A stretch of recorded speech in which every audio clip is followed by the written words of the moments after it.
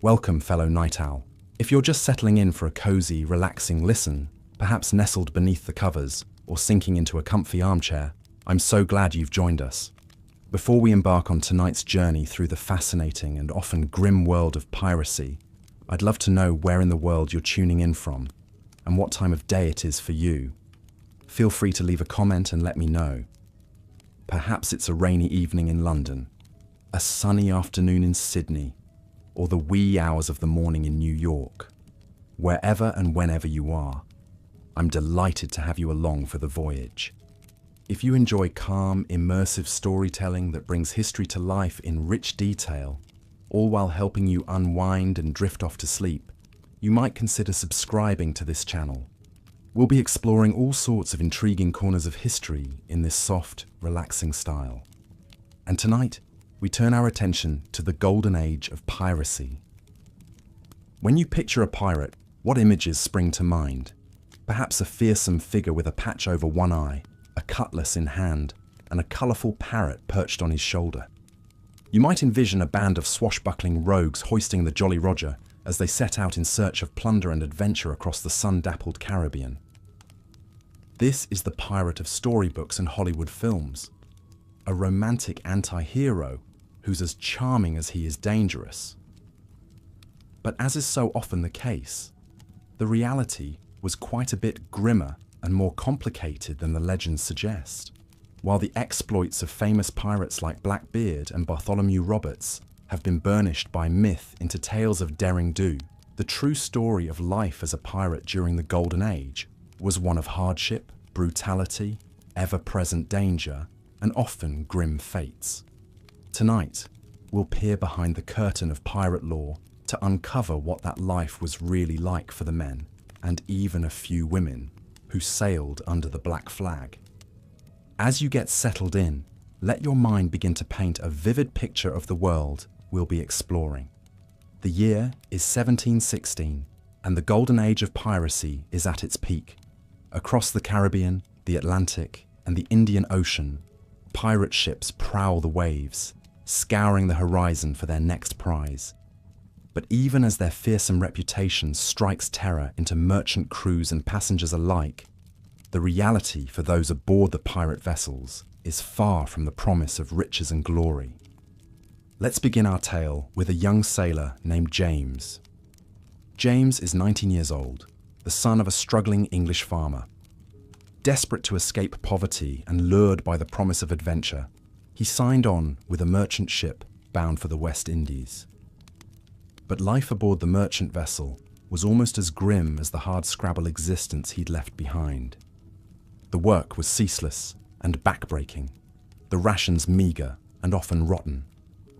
The ship's captain was a tyrant, doling out beatings for the smallest infractions. James found himself crammed into dark, filthy quarters with dozens of other miserable souls, constantly damp from the seawater that sloshed beneath the decks, and sick from the stench of unwashed bodies and bilge water. It was a brutal existence, but at least it offered the faint promise of wages and a chance at a new life in the colonies. That is, until James's ship was intercepted by a Royal Navy frigate short on crew. Invoking the hated practice of impressment, the Navy captain forced James and a dozen of his crewmates into service against their will. Now James found himself trapped in an even grimmer situation, forced to labour on a warship for pitiful wages and subject to even harsher discipline and dangers. He watched his fellow sailors succumb to scurvy, dysentery and the lash, all while facing the constant perils of battle and storm. After months of this misery, half-starved and driven to the brink, James and a handful of his desperate comrades saw their chance. Their ship had just taken a fat Spanish prize laden with treasure, and the captain had let discipline slack for a few precious hours of celebration. In the dark of night, James and his fellow mutineers slipped into the captain's cabin. A few moments of silent, bloody work later, they had control of the ship. And just like that, they ceased to be miserable Navy conscripts and became something else entirely: pirates. As you begin to drift off, let your imagination linger on this moment.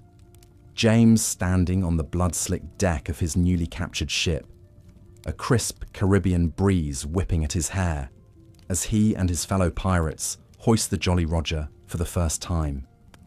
The grim realities of the pirate life are still ahead of him. The long stretches of boredom and squalor, the ever-present threat of the noose. But for that one moment, with the promise of freedom and plunder ahead, perhaps you can understand the allure that drew so many desperate men to the Black Flag. We'll leave James there for now, as you settle deeper into relaxation, ready to explore more of his world. In our next chapter, we'll delve into the harsh realities of life aboard a pirate ship, the predatory economics, the brutal discipline, the ever-present spectre of disease and starvation. I hope you'll join me as the story unfolds. Until then, I wish you fair winds and sweet dreams. As the sun sank low over the glistening Caribbean, the notorious pirate Edward Teach, better known by his fearsome moniker Blackbeard, stood at the bow of his ship, the Queen Anne's Revenge. The vessel's sails billowed in the warm evening breeze, propelling him and his crew of hardened brigands toward their next daring raid. Blackbeard cut an imposing figure against the fiery sky, his thick dark beard braided with ribbons and his towering frame draped in a swirling coat. But beneath this iconic image lay a far less romantic reality. The harsh, brutal, and often short existence of a sailor turned to piracy in the early 18th century. Born Edward Teach in Bristol, England, around 1680, the future scourge of the seas first tasted naval life as a young privateer in Queen Anne's War. Privateering, a form of legal piracy sponsored by governments to harass enemy ships, introduced Teach to the thrilling pursuit and capture of vessels on the high seas. But when the war ended in 1713, Teach and countless other mariners found themselves adrift without employment. For many, piracy beckoned as their only escape from destitution. Teach joined the crew of the pirate Benjamin Hornigold, learning the outlaws' tactics of intimidation and guerrilla warfare in the West Indies and off the American coast. In an era of great economic upheaval and inequality, piracy surged as desperate men sought to seize by force the riches that society denied them. Monarchy and aristocracy accumulated vast wealth, while common sailors earned meagre wages and endured brutal discipline in the royal navies and merchant fleets. Naval life in the 18th century was a hard and joyless existence. Rations were poor, living quarters cramped and unsanitary, disease rampant, and punishment severe. Sailors were often impressed into service against their will, seized by press gangs, and forced to leave their homes and families for years at sea. Faced with such intolerable conditions, many sailors jumped ship and turned pirate when the opportunity arose. Teach seized command of his own pirate ship, the Queen Anne's Revenge, and earned his fearsome reputation as Blackbeard along the American coast and Caribbean. His name would become legend, evoking both admiration and terror. Yet his actual life as a pirate was nasty, brutish, and ultimately short. The reality aboard pirate ships was far grimmer than in most romantic imaginings. Conditions were crowded, filthy, and filled with the constant threats of violence, disease, and malnutrition. Pirates imposed strict discipline on their crews, with harsh punishments like flogging and marooning for any who broke the code. On long voyages far from land, the dreaded spectre of scurvy haunted every pirate. This wasting disease, caused by vitamin C deficiency, made gums bleed, teeth fall out, and old wounds reopen as it ravaged a sufferer's body.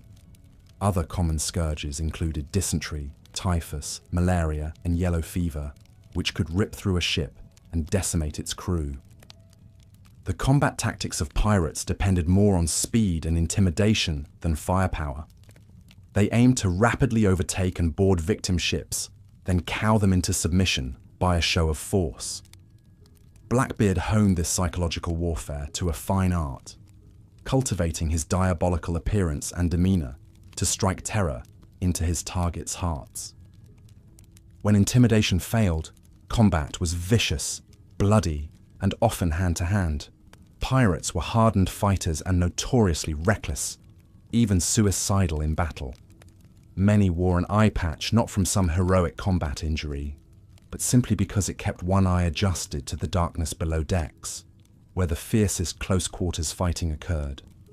For all the perils they braved, most pirates saw paltry rewards. The loot from merchant ships was quickly spent or gambled away in port, with little saved or invested. Despite legends of vast buried treasure, most pirates remained poor, chasing an elusive dream of riches that always seemed just over the horizon. Among the pirate ranks of the Golden Age were two women, Anne Bonny and Mary Read, who defied the era's rigid gender roles. Both originally disguised themselves as men to join pirate crews, but their true identities were eventually discovered. By all accounts, they were the equals of any male pirates in ferocity and fighting skill. Irish-born Anne Bonny was drawn into piracy by her lover, Calico Jack Rackham. She earned a fearsome reputation for her ferocity in battle, reputedly fighting on even as Rackham and the rest of his crew cowered drunk below decks. When their ship was captured by British pirate hunters, Bonny was sentenced to hang, but she won a stay of execution by claiming to be pregnant. Her ultimate fate is unknown. Mary Read had a similar tale, taking to male disguise as a youth to join the British military, then later turning to piracy in the Caribbean. She linked up with Bonny and Rackham aboard the pirate ship Revenge. In the last battle of their pirate careers, Red and Bonny were the only ones to offer any serious resistance as pirate hunters seized their ship. Red, too, avoided the noose by pregnancy, but tragically succumbed to a fever in her Jamaican prison cell. As British authorities vowed to suppress the pirate scourge, skilled pirate hunters like Woodes Rogers and Benjamin Hornigold ruthlessly pursued the most notorious brigands. Once pirate comrades themselves, Hornigold and Rogers had accepted royal pardons and now relentlessly stalked their former brethren. It was pirate hunter Robert Maynard who finally killed Blackbeard after a ferocious battle off the coast of North Carolina in 1718. According to legend, Blackbeard suffered 5 gunshot wounds and 20 cutlass slashes before finally succumbing with his boots on. Maynard hung the beheaded corpse from his ship's bowsprit as a grim warning to other pirates, and the infamous Blackbeard passed into the realm of myth. Most pirates met similarly brutal ends. For the few who survived long enough to see trial, the inevitable sentence was death. They were hanged high from dockside gallows in public spectacles of violence intended to deter potential pirates. In a final act of defiance, some went to their deaths without repentance, mocking the authorities and encouraging comrades to the end. The pirate Charles Vane reportedly commented from the scaffold, "I hope there are some pirates here today. I was one myself and lived that life for over 20 years. And if there be any here, my advice to you is to make your hay while the sun shines. For I don't grudge the hangman his wages, nor the government their due. There is an entire world filled with wealth, and you have only to take it in your own 2 hands. Good luck, boys, and farewell." As naval power projection improved, and the great colonial empires consolidated control over maritime trade routes, the golden age of piracy flickered and died away. By the 1730s, changing economic conditions had made piracy a less viable alternative to legal seamanship, and the remaining freebooters struggled to survive, let alone prosper. In the centuries since, the brief reign of the pirates has been romanticized and mythologized in endless books and films. The real pirates, those desperate men driven to crime and insurrection against a harsh world order, have largely been forgotten, their sufferings and sacrifices obscured behind a veil of dashing legends. The true face of piracy was a life of brutality, privation, and grim fatalism in the struggle to survive. Pirates embraced lives of crime and violence not as romantic heroes, but as outcasts and renegades. They raged against their civilization's hypocrisies and iniquities, but their resistance was ultimately futile and self-destructive. So as you drift off tonight, spare a thought for Blackbeard, Anne Bonny, Mary Read, Charles Vane, and the faceless thousands of others who lived and died as pirates. Remember them not as the caricatures of popular culture, but as they truly were. Defiant and doomed rebels clinging to the margins of a cruel world. The last glimmering of that lost age fades into the gathering dusk as sleep's tides carry you to morning's shores. 11. The pirate's legacy. As the golden age of piracy faded into history, the real pirates who terrorized the seas would soon be eclipsed by the myth of the pirate that began to take hold in the popular imagination.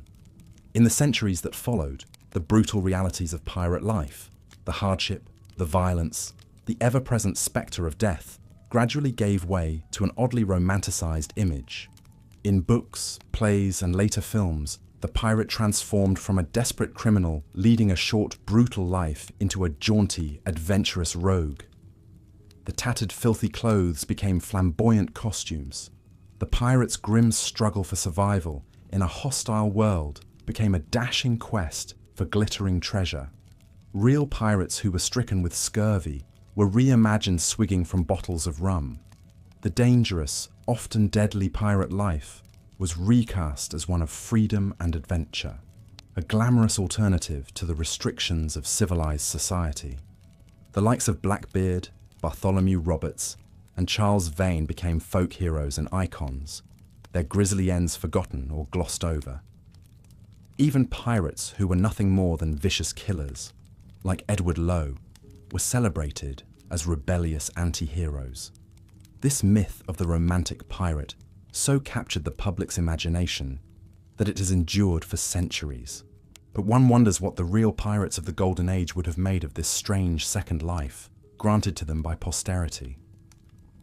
These hardened men, and a few women, who risked everything for an uncertain share of plunder, who endured unimaginable hardships, and who usually met early and violent deaths, might have scoffed at or even resented how their lives have been so thoroughly distorted. For in the sanitized, romanticized depiction of pirates that has taken hold in popular culture, we have lost sight of the stark realities of their existence. We've forgotten the rampant disease, the constant threat of death in battle or by execution, the gnawing hunger and thirst, the long stretches of boredom punctuated by terror, the hard choices driven by economic desperation. The real lives of pirates were not the stuff of adventure yarns and theme park rides. They were brutal and short, full of suffering and cruelty. Perhaps, if those long-dead pirates could speak to us now, they might tell us to remember them as they truly were. Not dashing anti-heroes, but desperate men driven to extremes. Not romantic rogues, but struggling souls doing what they thought they must to survive in a harsh and unforgiving world. They might warn us not to envy their illusory freedom, bought at the price of hardship, violence, and an early grave. And yet, the romanticized image of the pirate has proven indelible. The grim truths, no match for the allure of the tall tales. The myth has taken on a life of its own, one quite apart from the difficult realities of actual pirate life.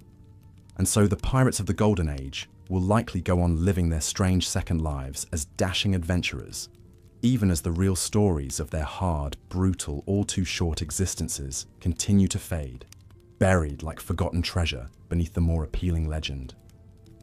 12th conclusion. And so, as we've journeyed through the history of the Golden Age of piracy, we've seen that the grim realities of pirate life were a far cry from the romantic myths that have sprung up in the centuries since. For most of the men, and occasional women, who turned to piracy in the early 18th century, it was not a life of adventure and easy riches, but one of hardship, brutality, and usually an early death.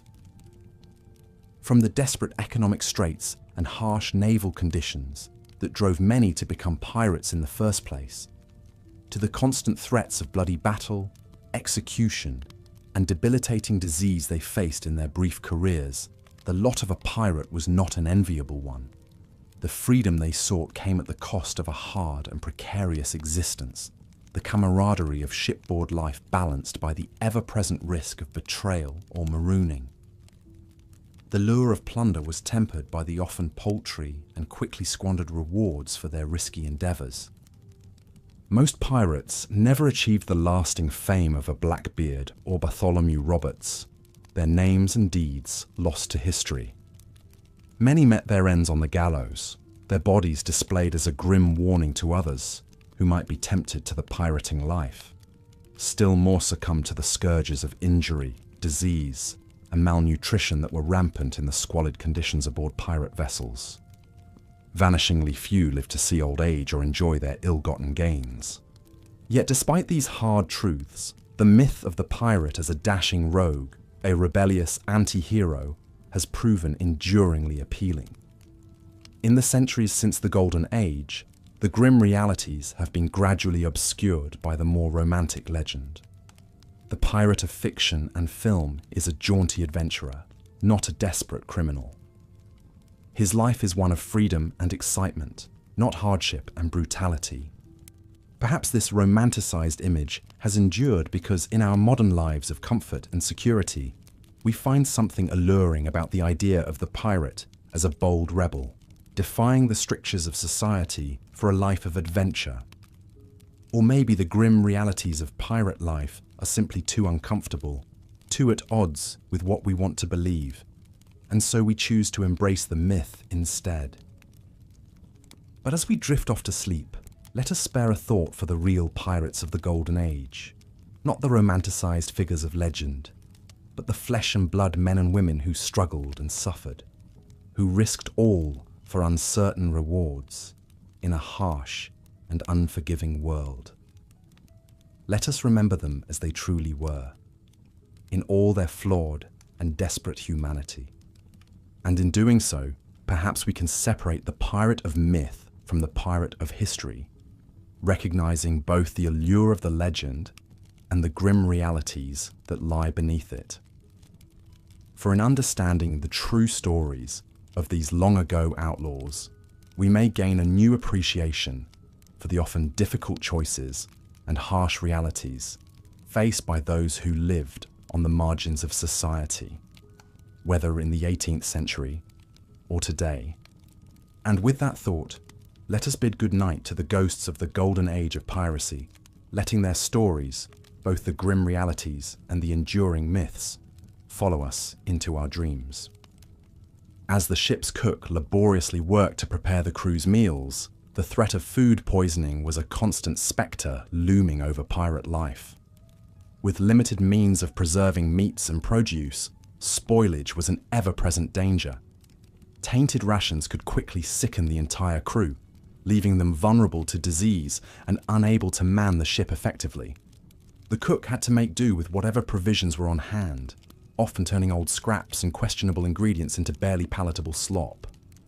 Weevil-infested hardtack, rancid salted pork and stale biscuits were typical fare. Scurvy-preventing rations like sauerkraut and lemons were prize commodities, jealously guarded and rationed. Fresh water was equally precious and precarious aboard a pirate ship. Casks of drinking water could easily be tainted by algae, insects, or worse. Crews lived in constant fear of the water running out during long sea voyages. Stagnant, contaminated water bred dysentery, typhoid, and other waterborne diseases that could ravage a ship. Malnutrition and vitamin deficiencies were rampant among pirate crews living on such monotonous and often spoiled rations for months at sea. Scurvy was by far the most feared and deadly of these scourges. This wasting disease, caused by lack of vitamin C, led to swollen, bleeding gums, loss of teeth, fatigue, and reopening of old wounds. In its advanced stages, scurvy was a slow, gruesome death sentence. In the early 1700s, a pirate named John Easton recorded a particularly harrowing encounter with this dread affliction. Easton's crew was 3 months into a voyage across the Atlantic. with supplies of fruit and vegetables long since exhausted. The men were subsisting on little more than wormy grain, stale bread, and grog. Scurvy began to take hold, slowly crippling the crew. Easton describes one pirate, a seasoned buccaneer named Tom, deteriorating before his eyes. Once a robust, swaggering man, Tom grew listless and withdrawn as scurvy sapped his strength. His gums turned black and rotten, with teeth falling out at an alarming rate.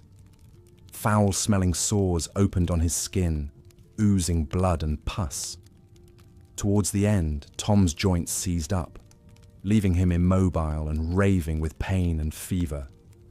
Most of Easton's crew succumbed to scurvy on that voyage, their bodies committed to the deep. It was a fate that struck fear into the heart of every pirate.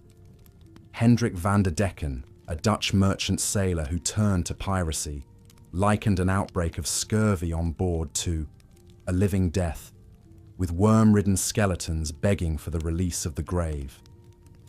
Such was the spectre of disease and malnourishment that constantly stalked pirates on the high seas. Even when pirates were well fed and free of scurvy and dysentery, they faced the risk of debilitating tropical illnesses.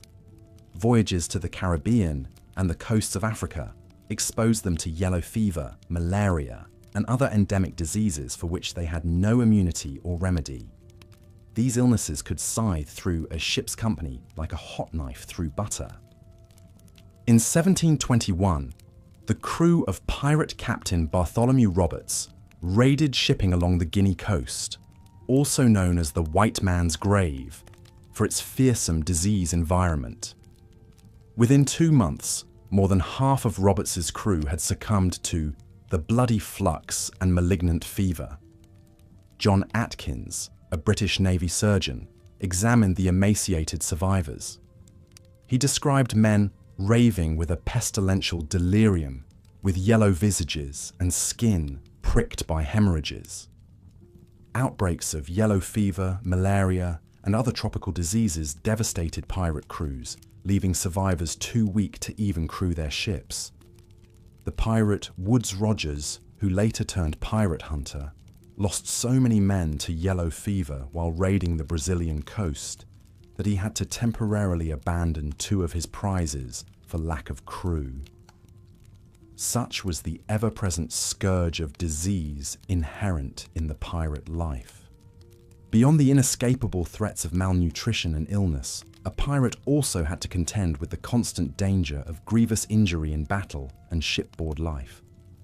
Puncture wounds, gashes, lacerations, and blunt force trauma were par for the course in the heat of a naval engagement or a pirate boarding action.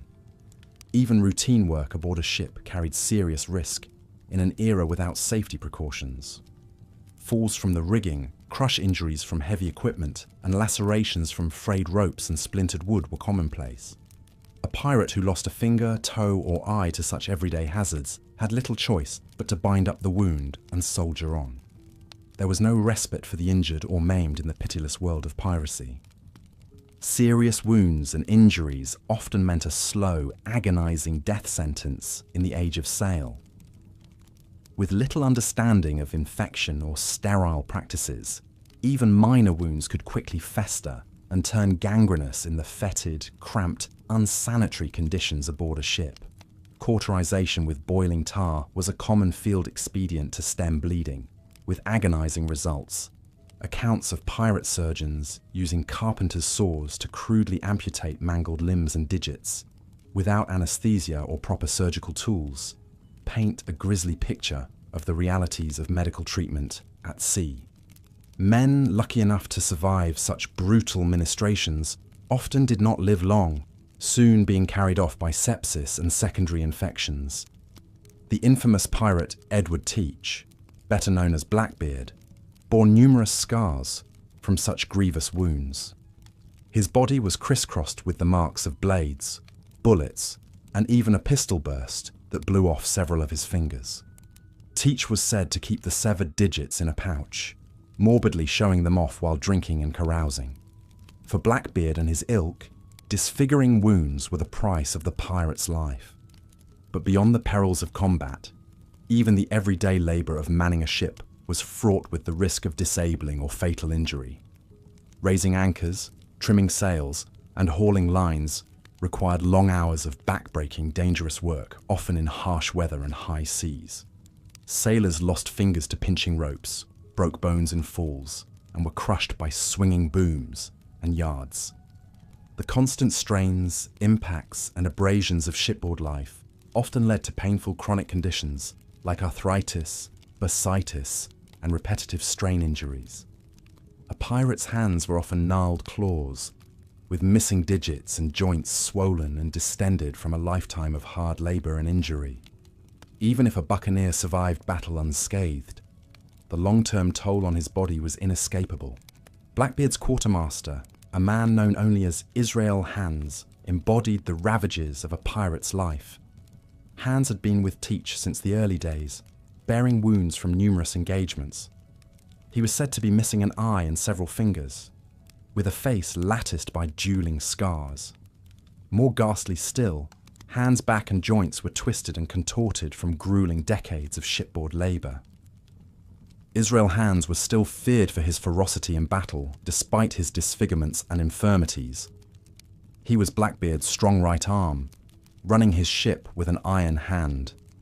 But for all his fearsome reputation, it was a life of unrelenting pain and physical torment that Hands and his fellow pirates endured. Their wounds and scars told the grim, unvarnished tale of the pirate's lot. Pirate ships were dark, dank, and claustrophobic, permeated by a miasma of unwashed bodies, rancid bilge water, and the ever-present stench of decay.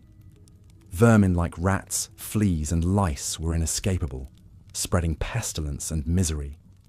Pirates scratched at weeping sores and pus-filled buboes, even as they fought desperate, blood-soaked battles and drank themselves into stupor to forget their pain. The hell of a long sea voyage was compounded by the constant spectre of violent death or maiming that hung over every pirate. A life of endless toil, privation, and squalor was more often than not cut short by a bloody end in battle, on the gallows, or racked by agonizing disease. This was the grim reality concealed behind the romantic myths of piracy. Few accounts capture this awful truth more starkly than the last moments of the notorious pirate William Fly.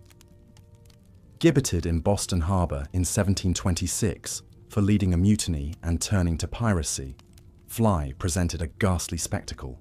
Emaciated by jail fever and with his body burdened with sores and scars, he seemed a walking corpse even before the hangman's noose snapped his neck. Yet Fly remained defiant to the end, refusing to repent for his crimes and calling out the injustices and abuses that drove starving men to piracy. His hollow eyes and wasted frame seemed almost a personification of the miseries and hardships of the pirate's life. A witness recalled Fly's lifeless, pox-ridden countenance as emblematic of the depravities and misfortunes to which they subject themselves who go a-pirating. William Fly's grisly fate and the awful condition of his broken body stand as a stark warning of the realities of pirate life beneath the romanticized facade. The true face of piracy was not the dashing swashbuckler or the merry rogue of legend, but a man like Fly, disease-ravaged, maimed by violence, driven to desperation and destruction by the hardships and cruelties of his lot. As we peer through the veil of piratical mythology, we glimpse the grim truth beneath, a life of squalor, hunger, disease, and ever-present danger, where even the bonds of loyalty and brotherhood among buccaneers were all too often poisoned by suspicion, betrayal, and murderous violence. The lot of the pirate was a brutal and usually brief one, with few escaping a bloody end. Such was the cold reality of life under the Jolly Roger. The pirate's plunder, the lure of untold riches, golden doubloons, glittering jewels, majestic treasure chests overflowing with booty. These are the romantic images that have long captured our imaginations when we think of pirates. But the reality, I'm afraid, was usually far less glamorous or rewarding for the sea robbers of the Golden Age. Contrary to the fanciful buried treasure of storybooks, the average pirate's plunder was often meager, unpredictable, and far from secure. While Hollywood films depict pirates as living like kings off vast piles of gold, most struggled through long stretches of empty pockets and growling stomachs between scores. And those sporadic prizes they did manage to seize were usually quickly frittered away on rum and revelry at the next port, rather than saved or buried. You see, the pirate's life was one of constant desperation. Incessantly hunted by navy ships and with few friendly ports for refuge, they lived in perpetual danger and uncertainty. The only real security lay in their hidden island bases and the solidarity of their pirate brethren, and both demanded ample shares of whatever treasures were taken to maintain. Most plunder was thus quickly divided up, hurriedly spent in debauched sprees ashore, gambled away or traded for needed food, repairs and armaments before the long, hard months at sea began again. Buried treasure was scarce for practical reasons as well. Coins and jewels were easily divided, pocketed, and spent or traded, rather than lugged around in heavy chests. Any cumbersome treasures like artwork or opulent clothing seized from ships would be fenced at the first opportunity. Why bury your valuables in remote islands when a pirate's life was so perilous and uncertain? Most buccaneers wanted their gold jangling in their pockets, not gathering dust in the ground. Of course, there were certainly scattered cases of pirates seizing memorable large treasure scores, like the famed exploits of Captain Kidd or Blackbeard. But these were very much the exceptions in the pirating life, not the norms. The promise of that one big haul was a fickle siren call that led many a hopeful pirate to a watery grave, empty-handed. For most pirates, the plunder was merely a temporary reprieve from hardship and want, not a key to enduring riches. A successful raid might yield a few weeks or months of rum-soaked hedonism and the ability to replace tattered clothes or repair beaten ships. But the gold was always quick to drain away, leaving the buccaneer facing the same hard choices and brutal realities that drove him to piracy in the first place. It was a vicious, uncertain cycle with scant hope of escape. There's a true story that poignantly illustrates the fleeting nature of pirate treasure. In 1720, the pirate captain Christopher Condent captured an Arabian ship laden with gold, silver, jewels, and other precious cargo, a haul valued at over £150,000, one of the largest pirate scores ever. But just 3 years later, Condent had lost it all, every coin squandered on wine, women, and gambling. The once swaggering pirate king died a broken-down alcoholic, begging for drinks in the taverns of Saint-Domingue. For all the risks they took and blood they spilled, very few pirates ever found more than ephemeral tastes of treasure, let alone the enduring myth of glory and riches. The hard, cruel mathematics of the pirating life ensured most who embarked upon it would wind up in unmarked graves with little more than the clothes on their backs and the lead in their bellies to show for it. Far more dependable were the meager, unglamorous rewards the pirate could usually count on after a raid. A few coins in his purse, a hammock to sleep in, and a belly periodically filled with food and rum. Not quite the mountains of glittering gold doubloons the storybooks would have us imagine. But then, so little about real pirates' short, brutal lives aligned with the romantic myths that would loftily paint them in following centuries. Perhaps the cruelest twist of the pirates' plunder was that the ultimate rewards were so often reserved for those who had done the least to earn them. Pirate captains, far from the daring swordsmen leading every charge in movies, often lurked in the rear to preserve their lives and command. Yet they were entitled to double the shares of an ordinary crewman who risked life and limb on the front lines of every raid. As with so much in their world, The promise of riches was a beguiling facade, concealing the far grimmer inequities of a pirate's reality. Still, the feverish draw of treasure was undeniably one of the foremost lures into the pirating life for many desperate sailors and adventurers. Spellbound by rumors of gold-laden galleons and glittering pirate hordes, they let the dream of a quick fortune blind them to the deadly realities that would likely greet them. Even if the average buccaneer never saw a fraction of the riches he imagined, the intoxicating thought that the next prize over the horizon just might change his fortunes forever was a powerful opiate indeed. As you drift off tonight, let those romantic images of pirates' gold and jewels dance in your head a while, the dazzling baubles and chests spilling over with glittering plunder. Just remember that for the real pirates of the Golden Age, those visions were but wisps of fantasy glimpsed between long bouts of hardship, tedium, and brutality as their short, hard lives wore away on the sea. The treasure was always just one more illusory figment of the enduring pirate myth, flitting like a tantalizing mirage over far grimmer realities.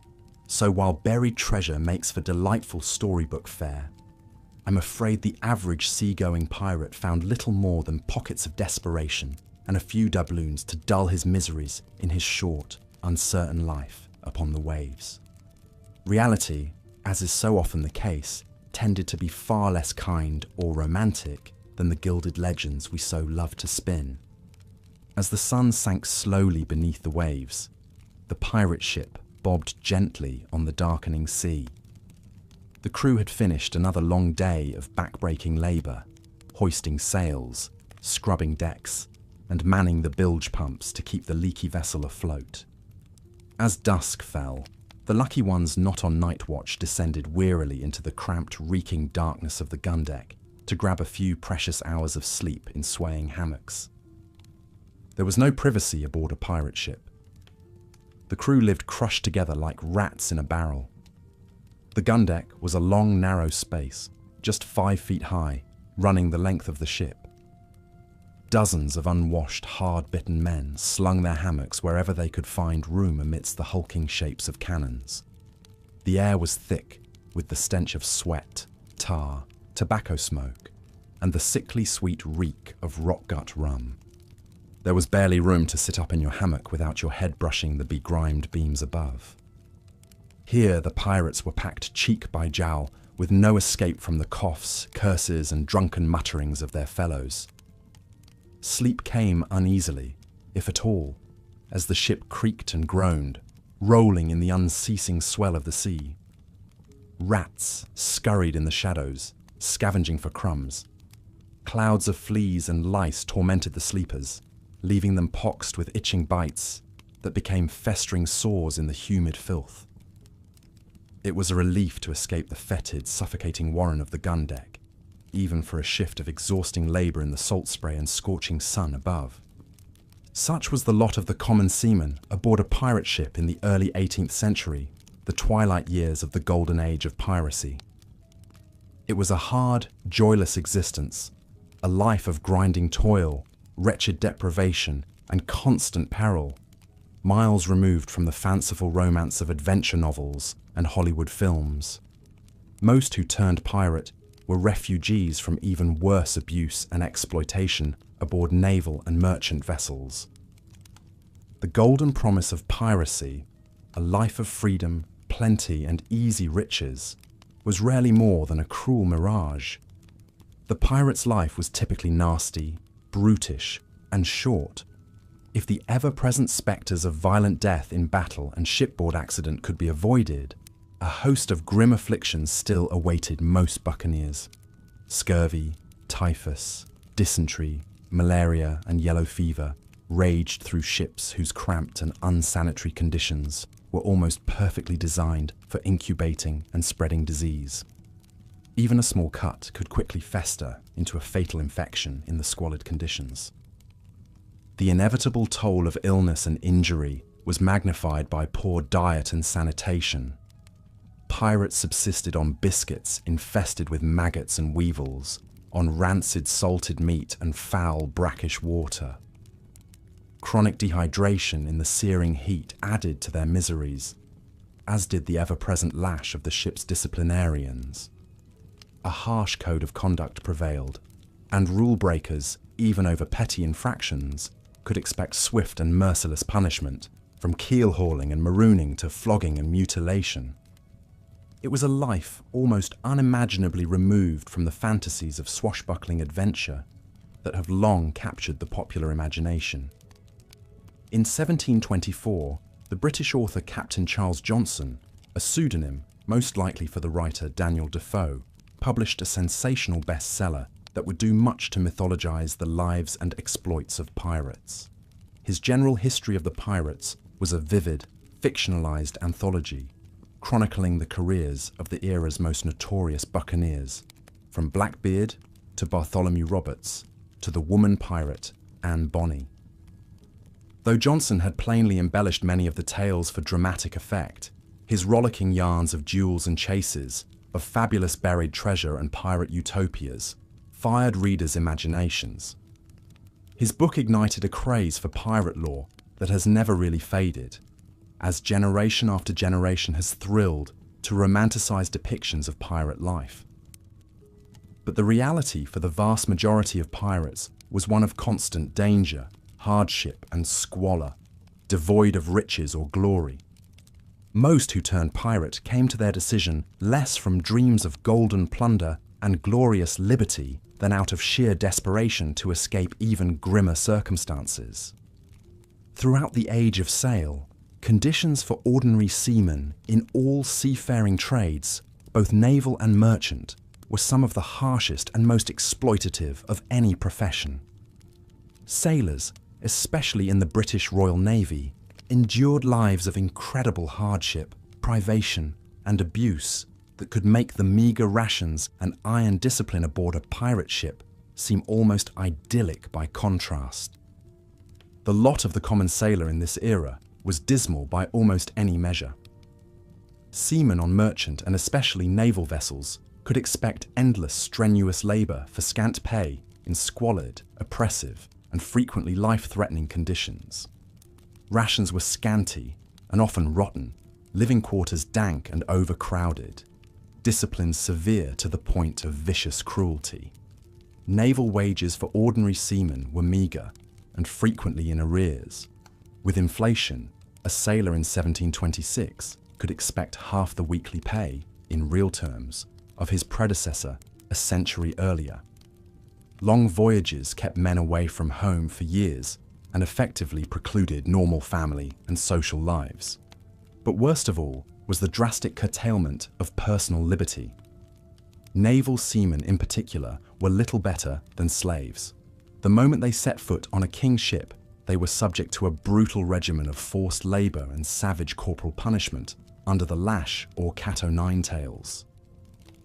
Even more egregious was the common practice of impressment, whereby working men with seafaring experience were kidnapped by press gangs and forced into naval service against their will.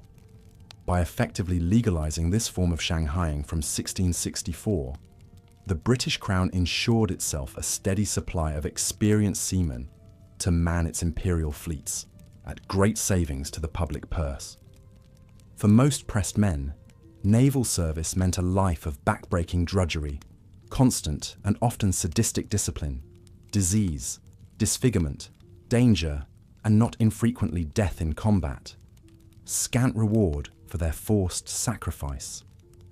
It meant interminable voyages to foreign climes, far from the comforts of home and family. It meant never knowing if they would see their native shores or loved ones ever again. It meant abandoning any hope of living as free men, making their own choices and charting their own destinies.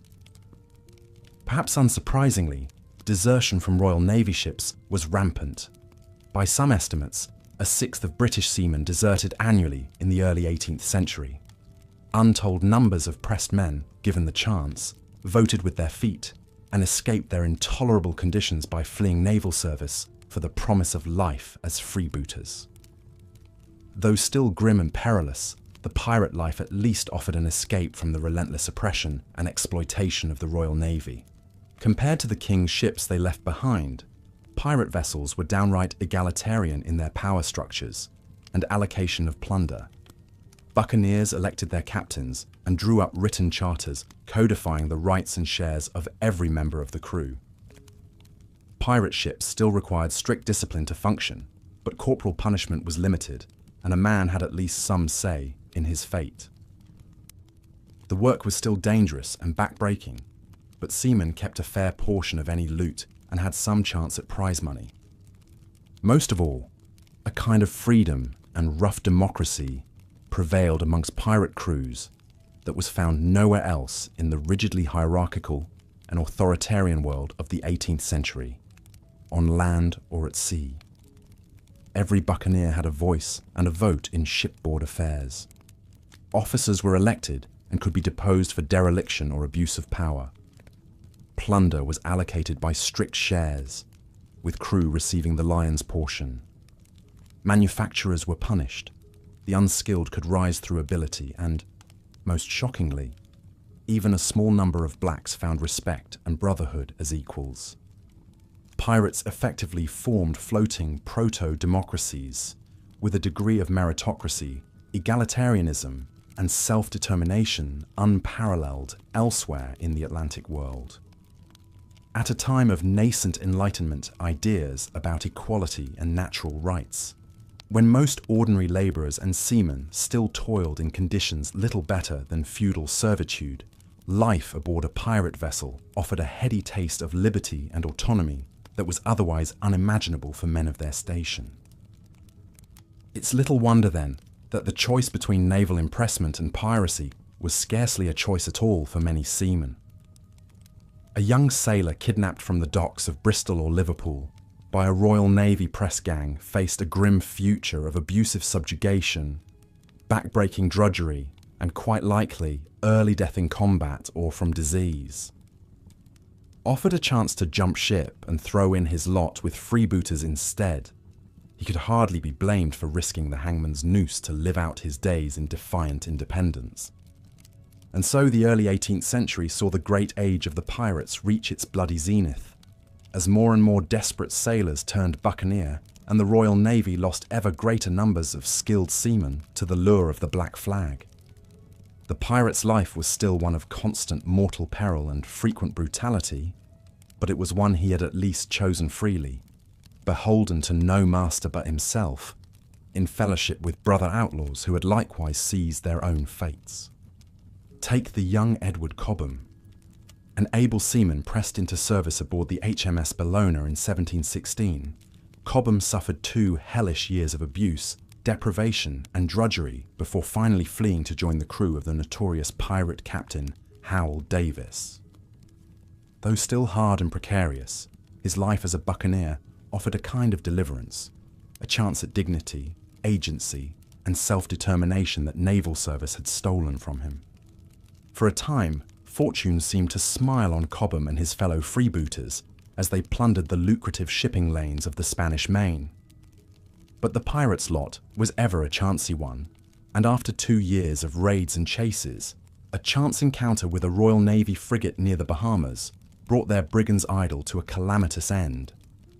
Outgunned and overmatched, Davis and most of his crew were cut down in a bloody rout.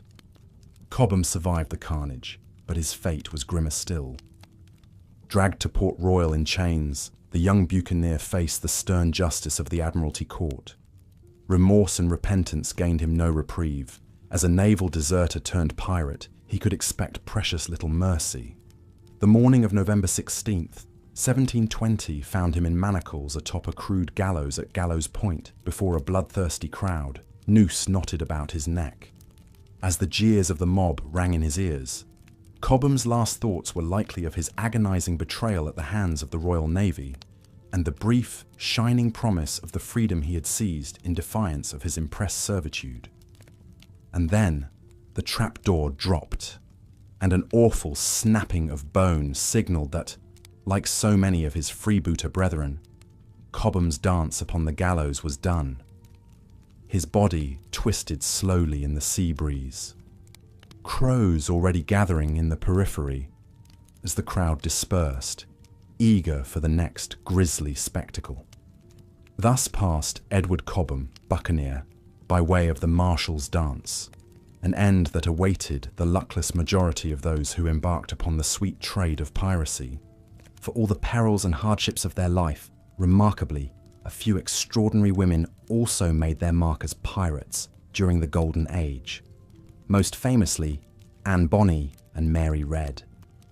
Unlike the crushing majority of female contemporaries, forever shackled to domestic drudgery, their fates circumscribed by the men who owned them as wives and daughters, Bonny and Red seized the freedom of the outlaw and lived large upon the high seas.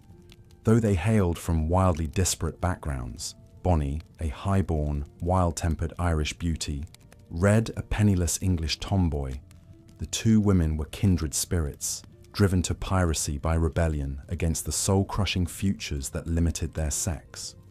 Bonny fled scandal and an arranged marriage to elope with the penniless sailor Jack Rackham. Red bound her breasts, took a male name, and sought her fortune as a soldier, then as a buccaneer. Together they forged a defiant sisterhood, fighting and carousing alongside the men, asking and giving no quarter in combat. For a few short years, Bonny and Red lived with a brash, dizzying freedom that was otherwise unthinkable for women in the 18th century.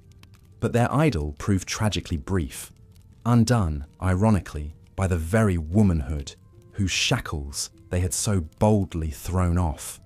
Captured at last, after a ferocious battle off Jamaica, and unmasked as women, they found their sex afforded them no path to clemency. Rackham and the rest of the crew faced summary hanging, while Bonny and Reed were condemned to await trial and near certain execution in the fetid squalor of a Jamaican prison. Bonny and Reed never faced that final dance at Gallows Point. Both escaped the noose by pleading the belly, the legal reprieve afforded to pregnant women. Reed succumbed to jail fever, and her child was stillborn. She died in her cell mere days before her scheduled execution. Of Bonny's ultimate fate, nothing definitive is known. She simply disappeared from the record after the birth of her child. Some said she reconciled with her estranged father and lived to a ripe old age as a respectable matron. But it is just as likely that her restless spirit never found peace on land, and she perished alone in some distant corner of the New World, dreaming to the last of the sweet trade and her days of unbound freedom on the rolling sea.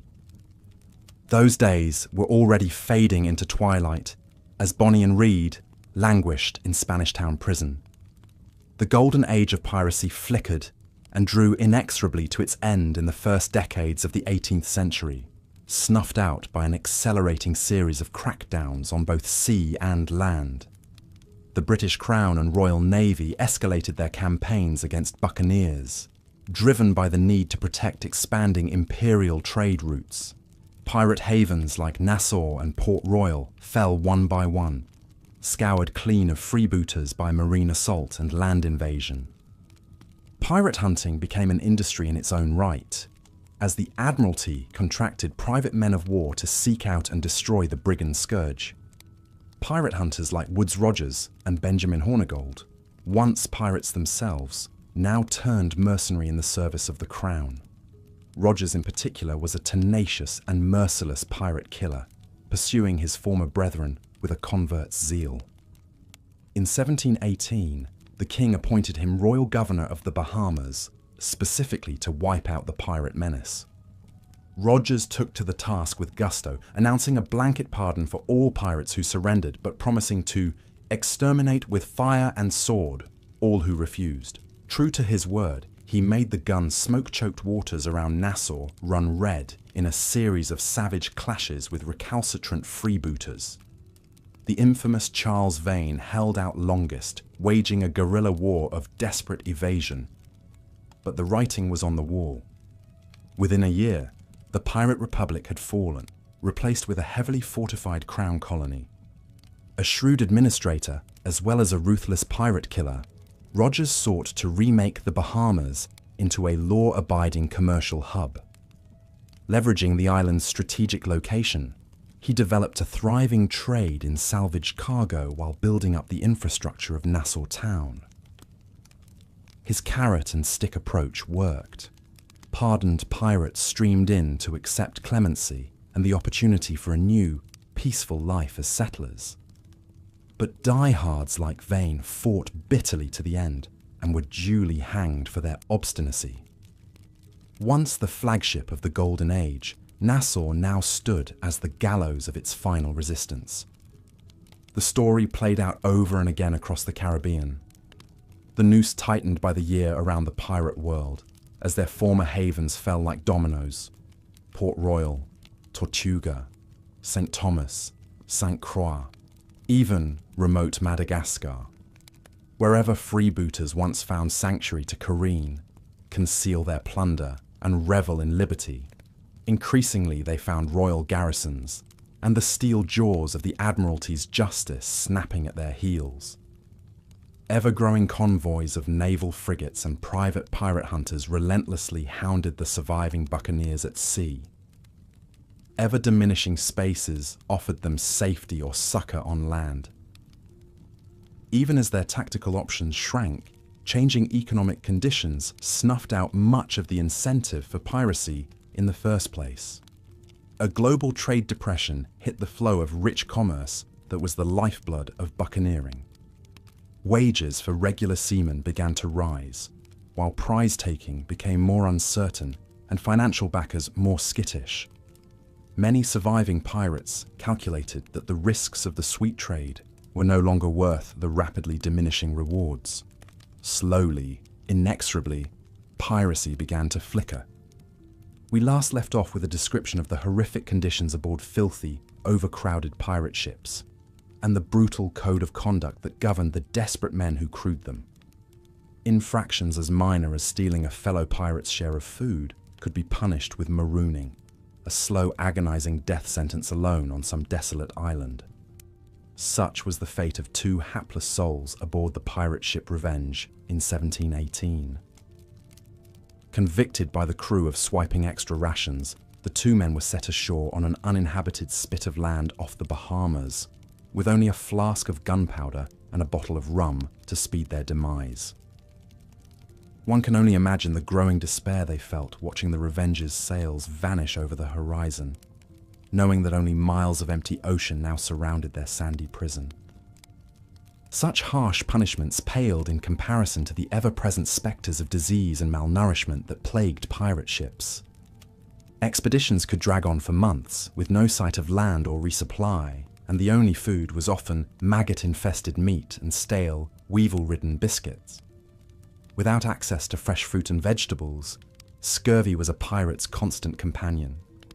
The accounts of pirate surgeon John Cranky vividly capture the suffering this vitamin deficiency inflicted. In his journal, he describes a pirate named James Dougal, whose teeth loosened and gums grew so spongy and rotten that he could suck his mouth full of blood by merely closing his lips. As the disease progressed, Dougal was racked by joint pain, his skin erupted in foul-smelling sores, and he spit out bits of his own putrefying flesh.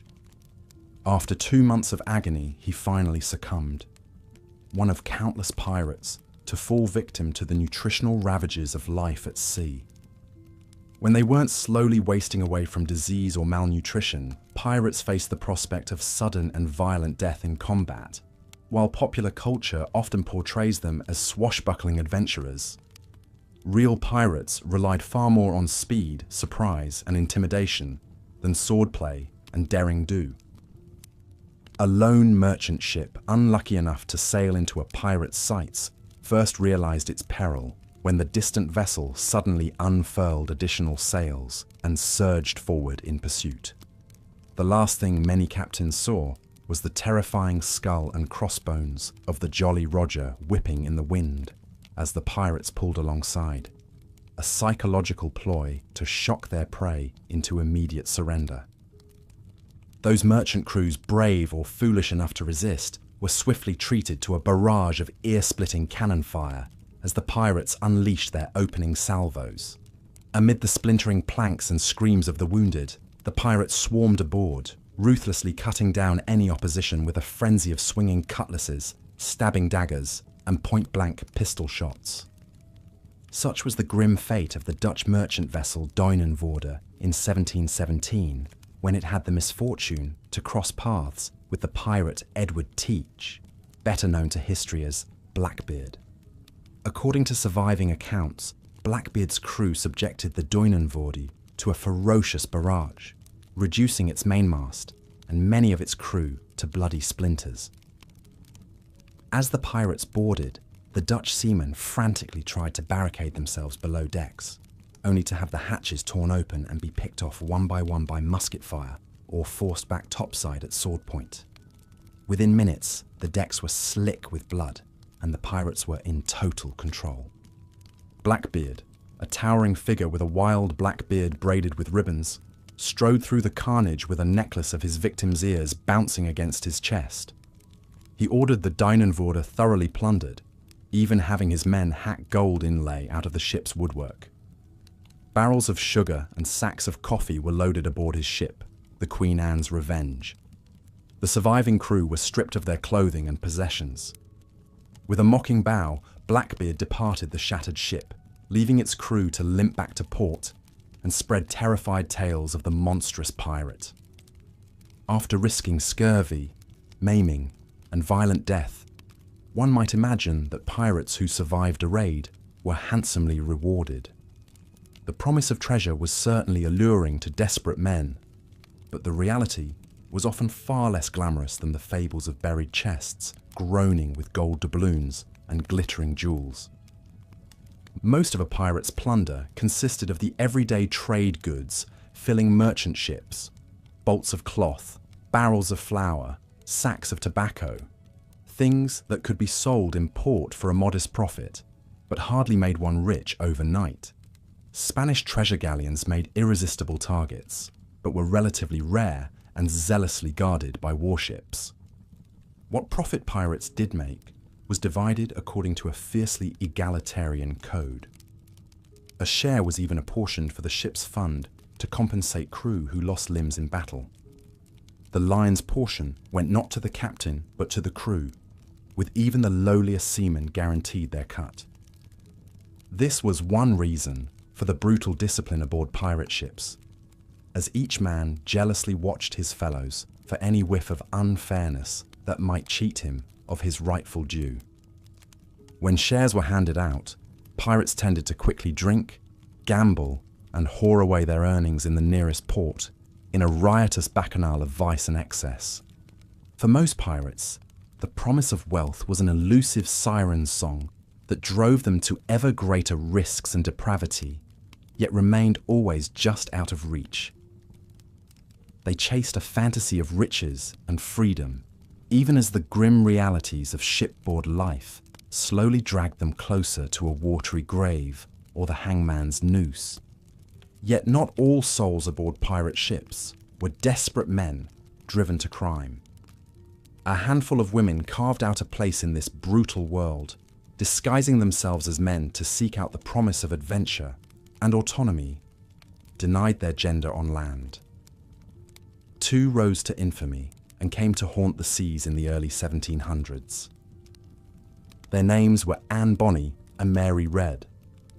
Both had grown up on the margins of society, finding their way into piracy by circuitous paths.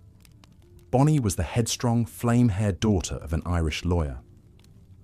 Disowned by her family for marrying a penniless sailor, she later abandoned her husband to take up with the charismatic pirate captain, John Calico Jack Rackham. Red had a stranger path still. Raised as a boy by her widowed mother to gain access to inheritance money, she lived most of her life with her true sex concealed. She found work as a sailor and later a soldier, fighting in European wars before jumping to the West Indies and piracy.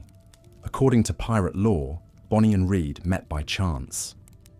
Bonny, already serving aboard Rackham's ship, took a liking to the handsome young pirate who'd just joined the crew, only to discover he was a woman in disguise just like herself. The two became fast friends and perhaps more, Some tales whisper of a scandalous secret romance. What's undisputed is that Bonnie and Red quickly forged a fearsome reputation as two of the toughest, most ruthless pirates in Rackham's crew. During the heat of battle and the chaos of boarding, their male disguises slipped and their identities were revealed to all. Yet their ferocity and skill at arms only burnished their notoriety.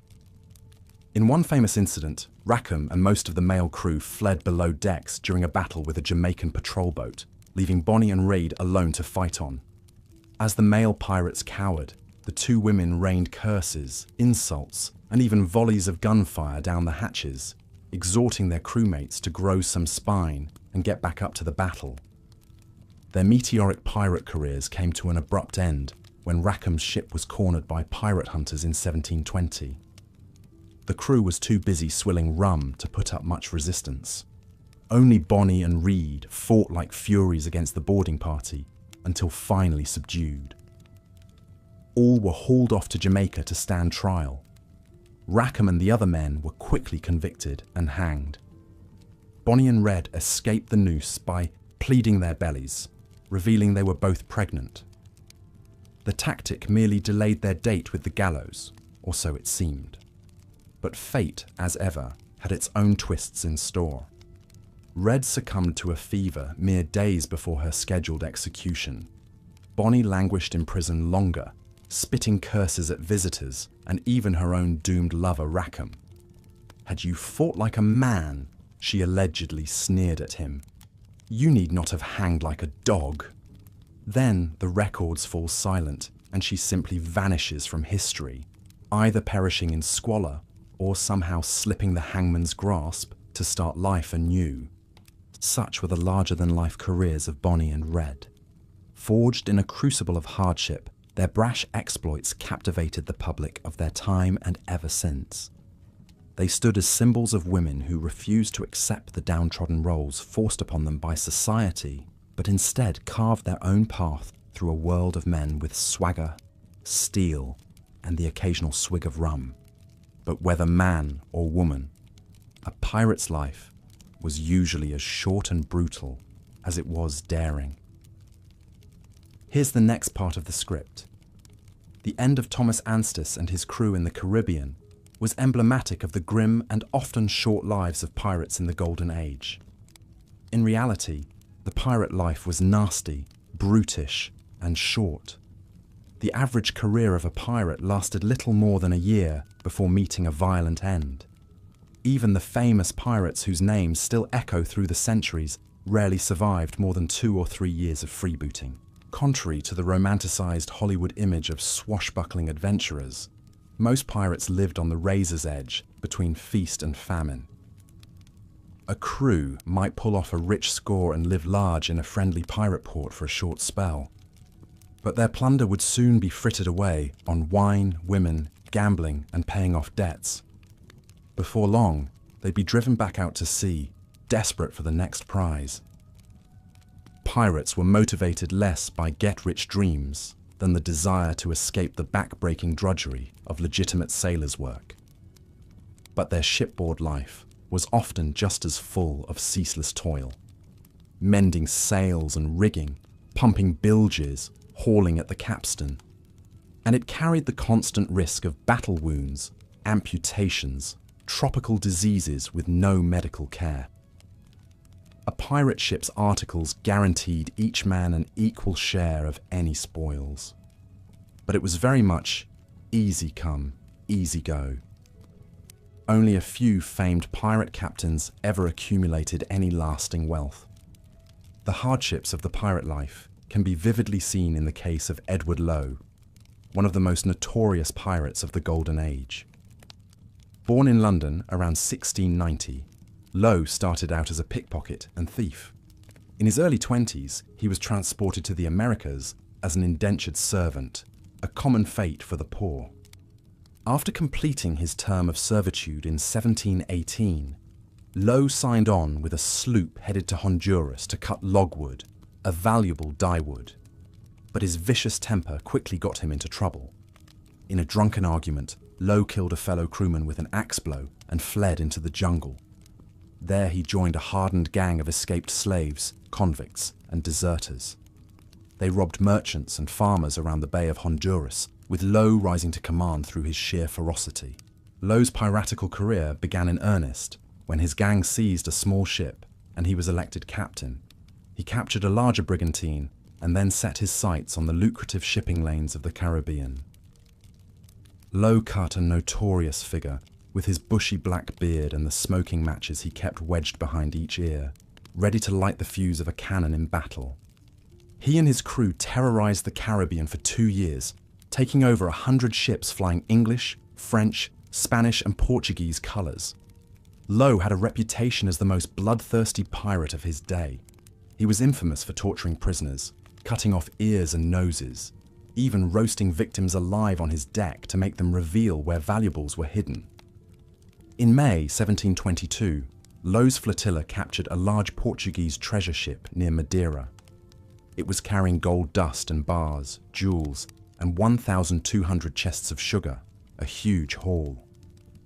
Lowe's men forced the passengers and crew onto the deck, stripped them naked, and then hacked them to pieces one by one and threw the bodies overboard, howling with glee. But just a year after this massacre, Lowe's luck ran out. While cruising near the Azores, his ship was overtaken by a British man-of-war, the HMS Greyhound. After a bloody battle, Lowe escaped capture by leaping into a small boat and fleeing with a few men, but he had nowhere to run. In the end, he was left adrift in a tiny pinnace, without adequate food or water. Lowe was never seen again. Some say he died a lingering death, starving alone and raving mad on the open sea. A fitting end, perhaps, for such a vicious killer, but also a reminder of the delusions of grandeur that led so many desperate men to the pirate life in the brutal era of the Golden Age. The promise of freedom and riches all too often delivered only a world of suffering and a lonely, anonymous demise. As the Golden Age waned in the 1720s, the colonial officials were eager to make an example of any pirate crews they managed to capture. The British Navy had clamped down and was aggressively hunting pirates throughout the Caribbean. Trials of pirates became media sensations in London, with crowds flocking to see the notorious villains in the dock. Daring tales of their crimes were rushed into print in popular pamphlets and newspapers. The pirate captain Bartholomew Roberts, known as Black Bart, was a prime target for the pirate hunters. As the sun dipped below the horizon, the pirate ship came alive with activity. The crew scrambled to light lanterns and torches, casting an eerie glow over the weathered deck. In the flickering light, the captain emerged from his cabin, his long coat billowing in the evening breeze. He surveyed his men with a steely gaze, taking note of their haggard appearance and weary expressions. Life aboard a pirate ship was not for the faint of heart. The conditions were cramped, filthy, and often violent. The average crew member had little more than a few square feet of personal space, usually just a hammock strung between the gun decks. Privacy was a luxury that few could afford, and the constant proximity to so many unwashed bodies made for a pungent and unpleasant atmosphere. The ship itself was a floating petri dish of disease and infection. Without proper sanitation or medical care, illnesses spread like wildfire through the close quarters. Scurvy was a particularly feared affliction, caused by a lack of fresh fruits and vegetables in the pirates' diet. As the disease progressed, the gums would swell and bleed, teeth would loosen and fall out, and old wounds would reopen. The sufferer would be racked with fever, joint pain and fatigue, until finally succumbing to a slow and agonizing death. One such victim was a young pirate named Jack, barely out of his teens. He had joined the crew in search of adventure and riches, but after months at sea with nothing but salted meat and hardtack to eat, the first signs of scurvy began to appear. At first, he tried to hide his symptoms, fearing that he would be seen as weak and unfit for duty. But as the disease ravaged his body, it became impossible to conceal. The ship's surgeon, such as he was, could do little to help. His medical knowledge was rudimentary at best, and his tools were often rusty and unsterilized. He prescribed a poultice of urine and gunpowder to be applied to Jack's bleeding gums, but it only served to increase his agony. As the young pirate's condition worsened, he became a pariah among the crew, shunned and avoided like a leper. In desperation, Jack sought out the captain, hoping for a reprieve from his duties so that he might rest and recover. But the captain was not a man given to mercy. He saw illness as a sign of weakness, and weakness had no place on his ship. With a sneer of contempt, he ordered Jack to return to his post, despite his obvious suffering.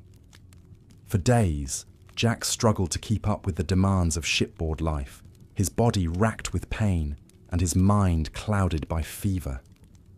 He stumbled through his duties, leaving smears of blood on the ropes and railings as he went. At night, he would collapse into his hammock, too exhausted even to remove his boots. Finally, during a particularly stormy watch, Jack's strength gave out. He collapsed on the deck, his body convulsing in agony. The crew stepped over and around him, too busy with their own tasks to spare him a second glance. It was there, sprawled on the wet and splintered wood, that Jack took his final breath. Just another casualty of the pirate life. His body was unceremoniously tossed overboard, disappearing into the churning waves without so much as a prayer. Such was the fate of many who embarked on a life of piracy. If disease didn't claim them, then battle or execution surely would. Combat was a brutal and bloody affair, with no quarter given or expected. Pirates were known for their ferocity in battle, wielding cutlasses and flintlock pistols with deadly skill. But even the most seasoned fighter could fall victim to a well-placed musket ball or cannon blast. Those who survived the fight often wished they hadn't. Wounds quickly became infected in the unsanitary conditions aboard ship, and amputation was the most common treatment for serious injuries. The ship's surgeon would hack off the damaged limb with a saw, cauterizing the stump with boiling tar to prevent bleeding. If the patient was lucky, he would merely pass out from the pain. If not, his screams would echo through the ship for hours on end. Even if a pirate managed to avoid death by illness or injury, he still faced the constant threat of capture and execution. The British Navy and other maritime powers had no mercy for those who engaged in piracy, seeing them as the lowest form of criminal scum. Captured pirates were often subjected to brutal interrogations and torture before being publicly hanged as an example to others. One of the most famous victims of this fate was the notorious pirate captain Charles Vane. A man of fearsome reputation, Vane had terrorized the Caribbean for years, amassing a fortune in plundered gold and jewels. But his luck finally ran out when he was captured by a British naval vessel in 1720. Vane was taken back to Jamaica in chains, where he was put on trial for his crimes. The evidence against him was overwhelming, and he was quickly found guilty. On the day of his execution, Vane was paraded through the streets of Port Royal, his hands bound behind his back and a noose around his neck. A jeering crowd pelted him with rotten fruit and dead cats as he stumbled towards the gallows. At the scaffold, Vane was given a chance to speak his last words. But instead of expressing remorse or begging for mercy, he used his final moments to curse his captors and vow revenge from beyond the grave. As the executioner tightened the noose around his neck, Vane let loose with a string of profanities so vile that several women in the crowd fainted dead away. And then, with a sickening crack, it was over. Charles Vane, the scourge of the Caribbean, was dead. His body was left to rot in the sun as a warning to other would-be pirates, a grim reminder of the fate that awaited them if they chose a life of crime on the high seas. But even in death, the legend of Charles Vane lived on. Tales of his exploits spread far and wide, becoming more embellished and fantastical with each retelling. In the years that followed, he would be transformed from a vicious criminal into a romantic anti-hero, a symbol of rebellion against the oppressive forces of the British Empire. It was a fate that would befall many pirates in the centuries to come. As the golden age of piracy faded into history, the brutal realities of the pirate life were gradually forgotten, replaced by a mythology of adventure, romance, and buried treasure. In books, plays, and eventually films, pirates became dashing rogues and lovable scoundrels, their crimes and cruelties glossed over in favor of a more palatable narrative. But the truth of the pirate life was far darker and more complex than any storybook could capture. For every swashbuckling hero like Captain Jack Sparrow, there were dozens of men like poor Jack the scurvy-ridden deckhand, whose suffering and sacrifice have been lost to history. And for every glamorous tale of buried treasure and daring escapes, there were countless stories of brutality, disease, and despair. Perhaps that is why we continue to be fascinated by pirates, even as we recoil from the grim realities of their existence. They represent a kind of freedom and rebellion that we can only imagine, a life lived on the edge of society and the law. But they also remind us of the darker aspects of human nature, the cruelty and greed that lurk beneath the surface of even the most civilized among us. As the last light fades from the sky and the pirate ship sails on into the night, we are left to ponder these contradictions, the romance and the reality, the heroism and the horror, the freedom and the fate that awaited all who flew the black flag. And in the end, perhaps we are not so different from those long-dead pirates, searching for meaning and adventure in a world that is often harsh and unforgiving. So let us raise a glass to the pirates of old, those brave and terrible men who lived and died by the sword and the sea. May their stories continue to captivate and horrify us, even as we rest our heads and drift off into a more peaceful slumber. For in the end, that is the true legacy of the pirate life. Not gold or glory, but the enduring power of a tale well told, echoing through the ages like the ghost of Charles Vane, cursing and laughing in the wind. As the sun dipped below the horizon, painting the Caribbean sky in vivid streaks of orange and red, the pirate ship came alive with activity. Lanterns were lit, casting a flickering glow across the weathered deck planks. The crew gathered around, some perched on barrels or coils of rope, others leaning against the gunwales.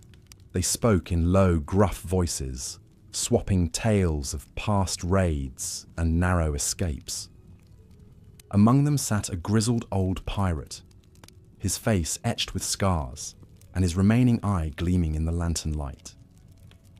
The younger crew members looked to him with a mix of reverence and fear, for he was a living legend, a man who had seen and done more in his decades on the high seas than most could imagine.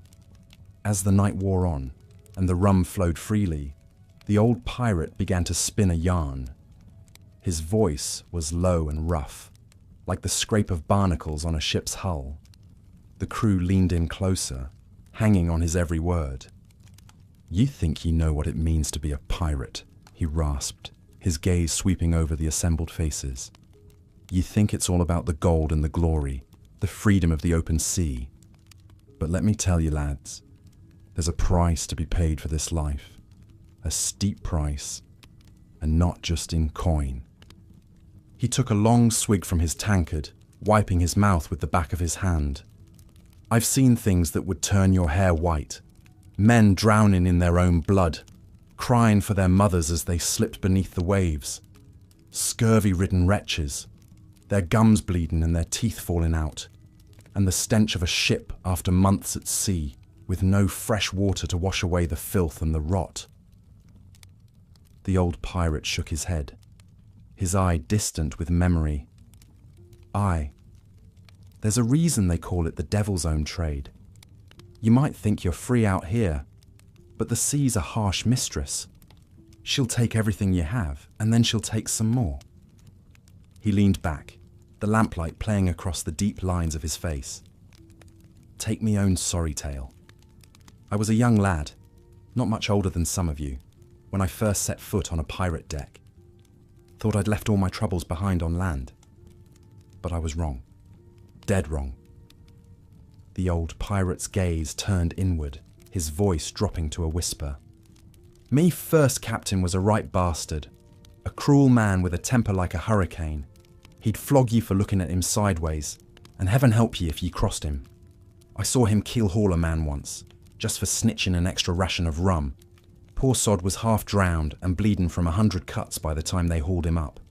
Didn't even last the night. He sighed, his shoulders slumping. And that was just the start of it. We'd go weeks, sometimes months without setting foot on dry land, living on nothing but mouldy biscuits and rancid water. The scurvy would set in, making our joints ache and our teeth fall out. And the rats. Dear God, the rats. You couldn't sleep for fear of them biting your fingers and toes. The crew shifted uneasily, some casting nervous glances at the dark corners of the deck. The old pirate paid them no mind, lost in his grim recollections. We'd raid any ship we came across, no matter how small the prize. Had to, just to keep ourselves fed and watered. The fighting was fierce and bloody, cutlasses clashing and pistols flashing in the smoke. I saw men gutted like fish, their entrails spilling out on the deck. Saw heads cleaved clean in two, brains splattering. He trailed off, his eye haunted. For a long moment, the only sound was the creaking of the ship's timbers and the gentle lap of waves against the hull. Aye, I've seen the devil's own work out here, the old pirate said at last. And I've done my share of it too. You don't survive long in this life without getting your hands dirty, without losing a piece of your soul. He looked up, his gaze fixing on the youngest member of the crew, a mere boy with wide, frightened eyes. You still want to be a pirate, lad, after hearing all that? The boy swallowed hard, his face pale in the lantern light. But he nodded, his jaw set with grim determination. The old pirate sighed, shaking his head. Then you'd best pray you never live long enough to regret it, he said softly.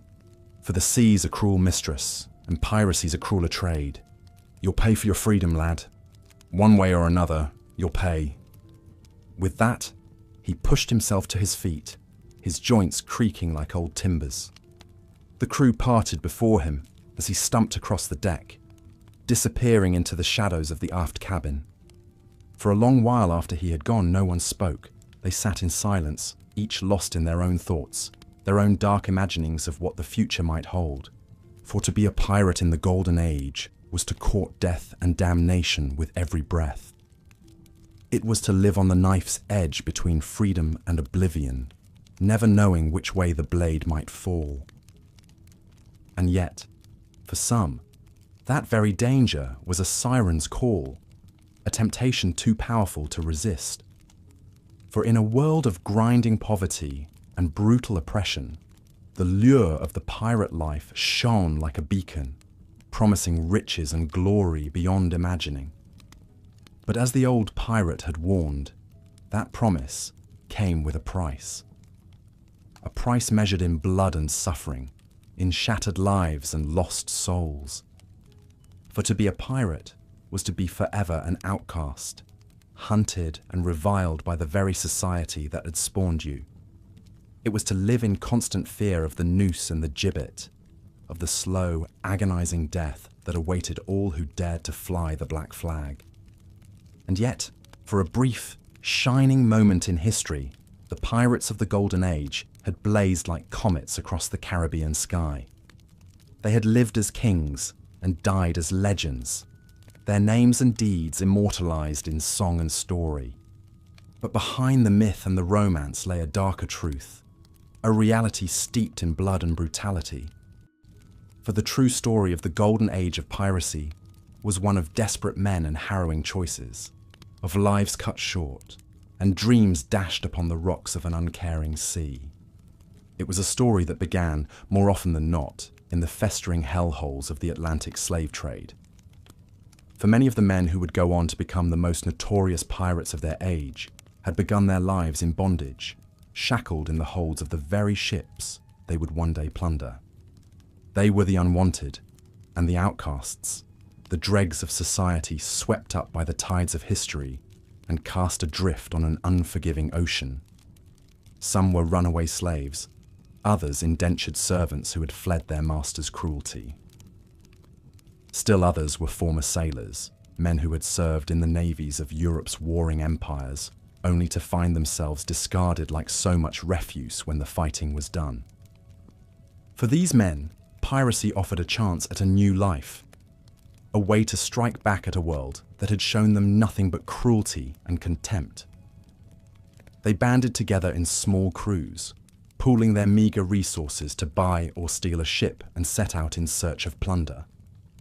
At first, their targets were small, fishing boats and coastal traders, easy prey for their shallow-drafted sloops and schooners. But as their numbers grew and their reputation spread, they began to set their sights on bigger prizes. Merchant ships laden with gold and silver from the Spanish Main, lumbering East Indiamen packed with spices and silks from the Far East. These were the prizes that drew the pirates like moths to a flame, promising riches beyond their wildest dreams. But the reality of life aboard a pirate ship was far from the romanticized image of adventure and camaraderie. Conditions were brutal, with cramped quarters, meager rations, and constant exposure to the elements. Disease was rampant, with outbreaks of dysentery, yellow fever, and malaria claiming countless lives. And then there was the ever-present threat of violence, both from within the crew and without. Pirates lived by a strict code, with harsh punishments meted out for even minor infractions. Thieves and mutineers faced marooning on a desert island, while those who dared to question the captain's authority could expect a flogging, or worse. But even these harsh measures could not always keep the peace aboard a pirate ship. With tempers frayed by long months at sea and the constant threat of capture or death, it was not uncommon for arguments to erupt into bloody brawls, with crewmates turning on each other in fits of rage and frustration. And always, there was the spectre of the hangman's noose, the fate that awaited all pirates if they were ever captured by the authorities.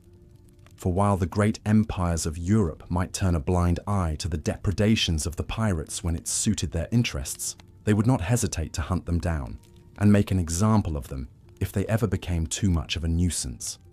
It was a precarious existence, balanced on a razor's edge between the promise of untold riches and the certainty of a grisly death. And yet, for a time, the pirates of the Golden Age had made it work, carving out a bloody niche for themselves in the margins of an uncaring world. Among the most notorious of these freebooters was Edward Teach, better known to history as Blackbeard. A towering figure with a wild, unkempt beard and a fearsome reputation, Teach had begun his piratical career as a privateer in Queen Anne's War, preying on French and Spanish shipping in the Caribbean. But when the war ended and the demand for privateers dried up, Teach had turned to outright piracy, assembling a crew of hardened cutthroats and setting out to make his fortune on the high seas. He quickly made a name for himself as one of the most feared pirates in the Caribbean. His very appearance, with his long, braided beard, and his habit of lighting fuses in his hair before battle, enough to strike terror into the hearts of his victims. But for all his fearsome reputation, Teach was also known as a cunning and charismatic leader, one who inspired fierce loyalty in his crew. He was said to be a fair and generous captain, dividing the spoils of his raids equally among his men, and never hesitating to put his own life on the line in battle. It was this combination of ruthlessness and charisma that made Blackbeard such a formidable foe, one who would plague the shipping lanes of the Caribbean for years, before finally meeting his end at the hands of a Royal Navy expedition in 1718. But even in death, the legend of Blackbeard lived on, his name and deeds immortalized in the annals of pirate lore. For in an age when life was cheap and death came swiftly, the pirates of the Golden Age had seized their moment in the sun, living fast and dying young in a blaze of glory. And yet, for all their bravado and daring, The reality of life as a pirate was far from the romantic ideal. It was a brutal, unforgiving existence, one in which every day was a struggle for survival against the elements, against disease and starvation, and against the constant threat of capture and execution. Many pirates, perhaps even the majority, met their end not in glorious battle or with chests of plundered gold, but in squalor and misery, their bodies racked by scurvy or dysentery, their minds shattered by the constant strain of life on the edge, and even for those who survived to enjoy their ill-gotten gains, the rewards of piracy were fleeting at best. With no safe haven to call their own and no way to protect their wealth, many pirates found themselves quickly parted from their treasure, either through their own profligacy or at the hands of their fellow buccaneers. In the end, the golden age of piracy was a brief and bloody chapter in the history of the Caribbean, a time when desperate men and women had seized their destiny in their own hands and set out to make their fortunes on the high seas. But for all its tales of adventure and daring, the true legacy of the golden age was one of suffering and brutality, of lives cut short and dreams dashed upon the rocks of an uncaring world. And as the old pirate had warned the young crew member, it was a life that exacted a heavy price from all those who chose to embrace it. A price paid in blood and anguish, in broken bodies and shattered minds. For in the end, the freedom and fortune promised by the pirate life proved as elusive and ephemeral as the mists that shrouded the Caribbean dawn, and those who chased that dream would find themselves forever haunted by its spectre, their lives and their fates inextricably bound to the cruel mistress that was the sea. As the night wore on and the crew drifted off to their hammocks one by one, the old pirate remained on deck, his gaze fixed on the distant horizon, for he knew all too well the price that he had paid for his life of piracy, the toll that it had taken on his body and his soul. And yet, even in his darkest moments, he could not bring himself to regret the choices that he had made. For in a world that had offered him nothing but hardship and pain, the pirate life had given him a fleeting taste of freedom, a chance to live life on his own terms, if only for a little while. And so he stood there, watching the stars wheel overhead, his mind adrift in a sea of memories, of battles fought and comrades lost, of treasures won and fortunes squandered, of a life lived on the razor's edge, forever balanced between hope and despair. And as the first light of dawn began to paint the sky in shades of gold and crimson, the old pirate smiled to himself, his weathered face creasing with the weight of years. For he knew that whatever fate awaited him, he had lived his life to the fullest, had seized his destiny with both hands and made it his own. And in the end, perhaps that was all that any man could ask for, to have lived, and to have left his mark upon the world, however brief and bloody it might have been. As the Battle of New Providence faded into history, the new Royal Governor Woodes Rogers set about the hard work of stamping out the pirate scourge in the Bahamas. After his exploits as a privateer and sea captain, Rogers had been handpicked by King George I to restore law and order to the islands. He started by offering the king's pardon to any pirates who would agree to renounce their wicked ways and return to an honest life. Hundreds of buccaneers wisely took the deal, handing over their plundered treasures in return for clemency. One of the first to accept was none other than Benjamin Hornigold, Rogers' old sailing companion who had trained the notorious Blackbeard and Sam Bellamy in the dark arts of piracy. Now reformed, Hornigold zealously joined Rogers' mission to rid the West Indies of his former brethren. With intimate knowledge of the pirates' tactics and hideouts, he became an invaluable pirate hunter. Together, Rogers and Hornigold embarked on a tireless crusade to track down and bring to justice the worst brigands of the high seas. One of their first targets was the infamous Charles Vane. Once a lowly sailor on Hornigold's old sloop, Vane had mutinied after Hornigold accepted the king's pardon and declared himself captain over the rogue crew. A cruel and merciless buccaneer, Vane cut a vicious swath across the Caribbean, plundering and burning any ship he could take. With a small flotilla at his command, Rogers set out in hot pursuit of Vane's ship, the Ranger. After a harrowing chase through the Windward Passage, the pirate hunter's flagship Delicia unleashed a thunderous broadside, crippling the Ranger's mainmast. But before Rogers could board her, a howling hurricane suddenly descended, nearly dashing both vessels against the rocky coast of Cuba. Through valiant seamanship, both captains managed to ride out the storm, but when the skies cleared, the Ranger had vanished. Vane had escaped yet again to maraud another day. An exasperated Rogers would continue to chase the wily pirate for months to come. Such was the monumental challenge the pirate hunters faced as they tried to scour clean the pirate-infested waters of the West Indies in the waning years of the golden age of piracy. For every buccaneer brought to the gallows, it seemed two more would hoist the black flag and set out to pillage with impunity. Meanwhile, the pirates themselves were finding their blood-soaked trade increasingly difficult and unprofitable. The Royal Navy's presence seemed to double by the month as more and more warships prowled the Caribbean, hunting for pirate vessels. Legitimate merchant ships now bristled with cannons and armed guards, making them far harder prizes to take. The brutal tactics required to overcome these measures often meant little plunder left to show for the pirates' efforts afterwards. The risks to life and limb scarcely seemed worth the dwindling rewards. More and more freebooters began to accept the king's pardon and find gainful employment in the expanding maritime trades made possible by colonialism. Those die-hard brigands who persisted in their wicked ways faced ever grimmer odds and outcomes. The infamous Edward Blackbeard Teach met his gory end at the hands of the pirate-hunting Lieutenant Robert Maynard in a ferocious ship-to-ship battle off the North Carolina coast. Maynard's men are said to have hacked Blackbeard's carcass into over 20 pieces before triumphantly mounting his severed head on the bowsprit of their sloop. Charles Vane's luck finally ran out when his crew mutinied and cast him adrift in a small boat.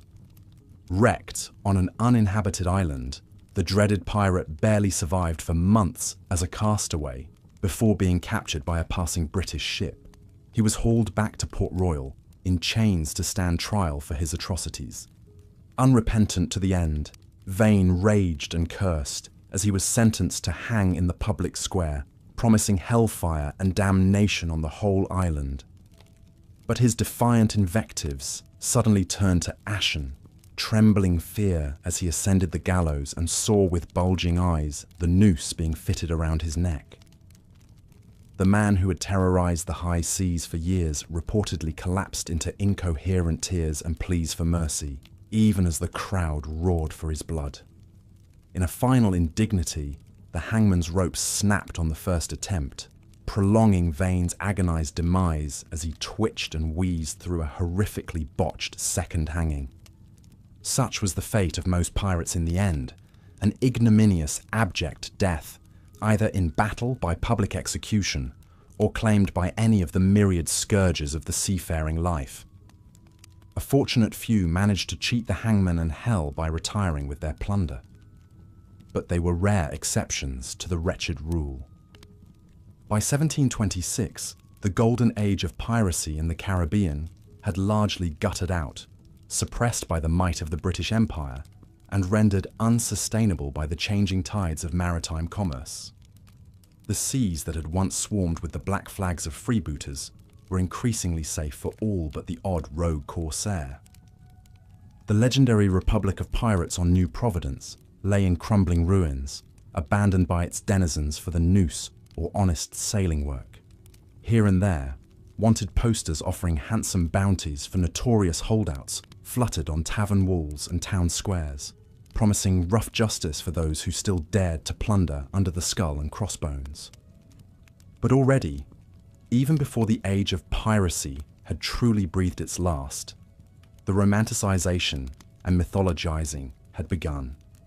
Sensationalized accounts like Captain Charles Johnson's a general history of the robberies and murders of the most notorious pirates, filled London bookstores, their pages brimming with swashbuckling, larger-than-life distortions of the pirates' exploits that captivated the public. Over the ensuing centuries, the improbable legend of the noble pirate would only grow in the popular imagination, culminating in our familiar modern depictions of jaunty, adventurous rogues. Ubiquitous Halloween costumes of eye patches, peg legs, and stuffed parrots on shoulders. Disneyland rides where animatronic buccaneers belt out jaunty sea shanties as they pillage.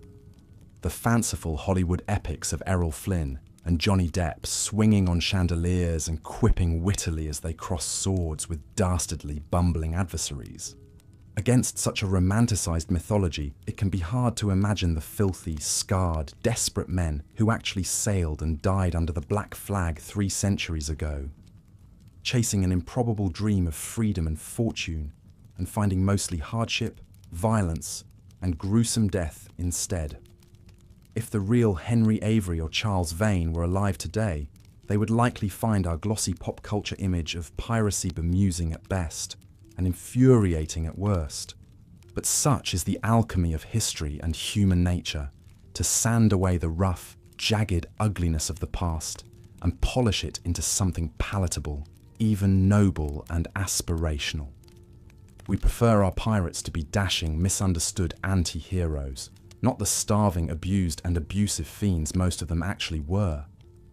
Perhaps it is just too painful to stare directly into the abyss of human cruelty and desperation that piracy actually represented.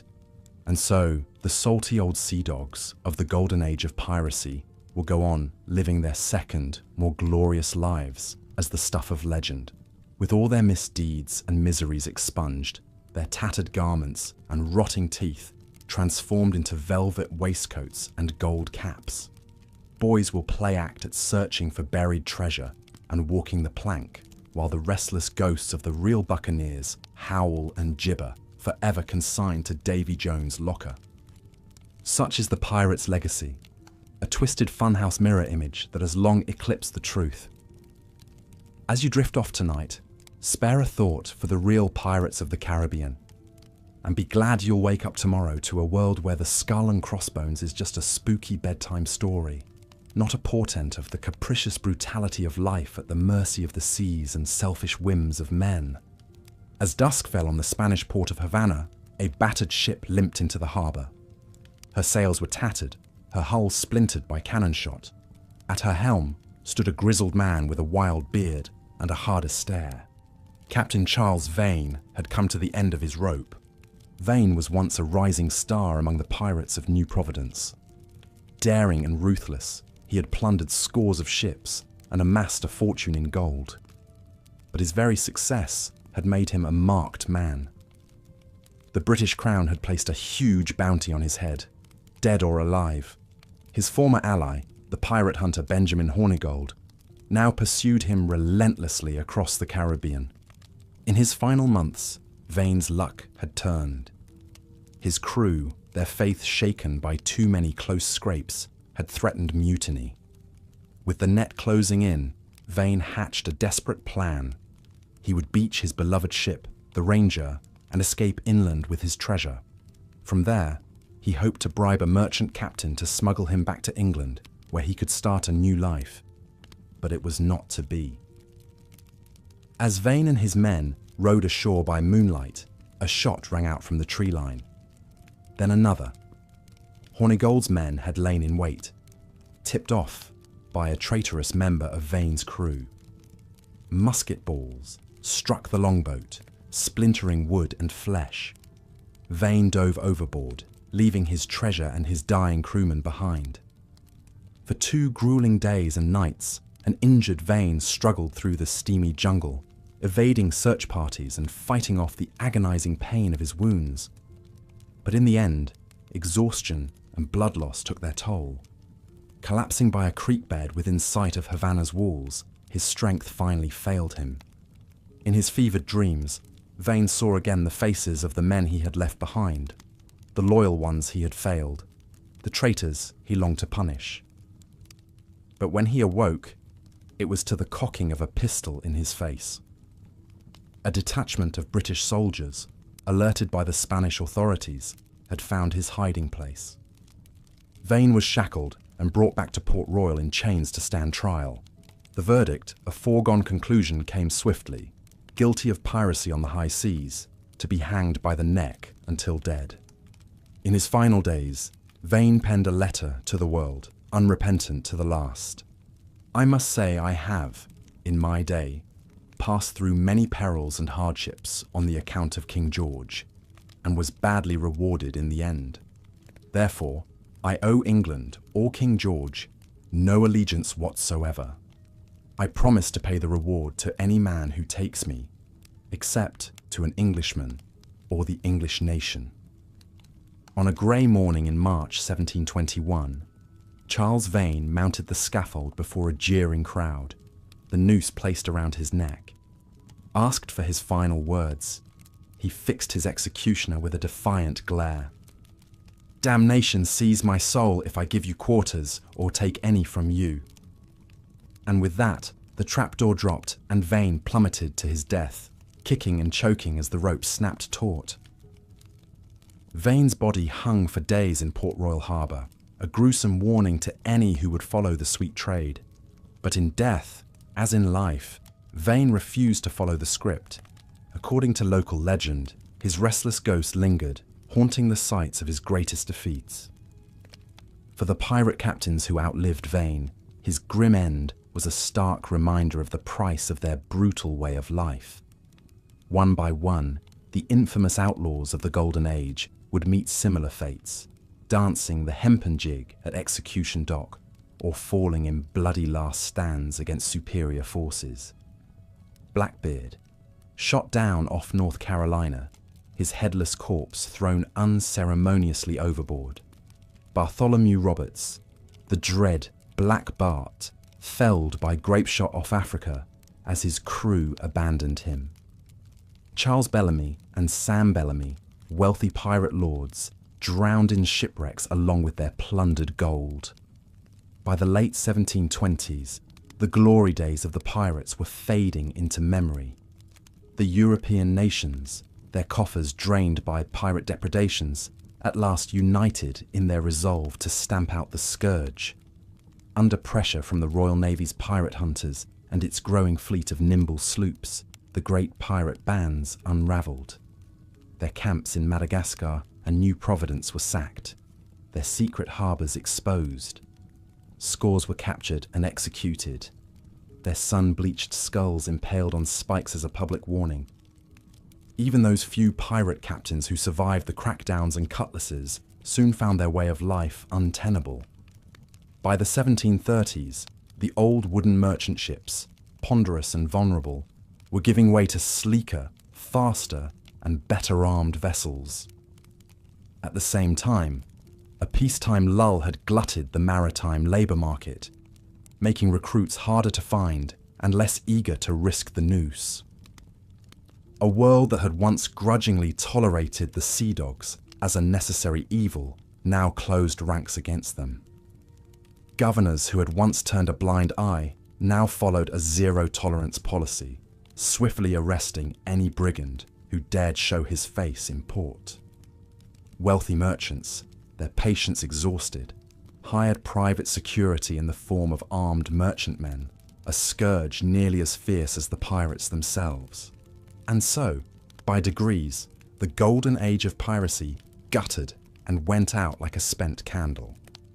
A few stubborn holdouts, like the notorious Edward Lowe, would continue to prowl the waves into the 1740s.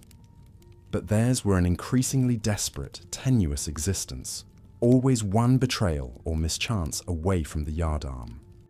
As the age of sail gave way to the age of steam, as the world's great empires carved up the map, the freewheeling world of the pirates passed into legend. In the popular imagination, the swashbuckling rogues of the Caribbean would take on a romantic sheen, their exploits celebrated in books and songs and tall tales. But the hard men who had actually lived the pirates' brutal life knew better. For them, piracy had been a revolt born of desperation, a a life of squalor and violence and ever-present death, with precious little of the storybook glamour. When pirate captain Sam Bellamy told a captive that he and his men were Robin Hood's men, serving a crude form of social justice, his hostage scoffed openly. What would these scarred and haunted men, their backs flayed by the lash, their minds and bodies wrecked by hardship, make of their legend? Of the children's tales that made heroes of their kind, the theme park rides celebrating their blood-soaked freedom, the fairer sex that once shunned them as the blackest villains now swooned for the merest hint of eyeliner and a tricorn hat. Irony of ironies for these forsaken pariahs. In death, the pirates had finally stolen the rarest prize of all, immortality.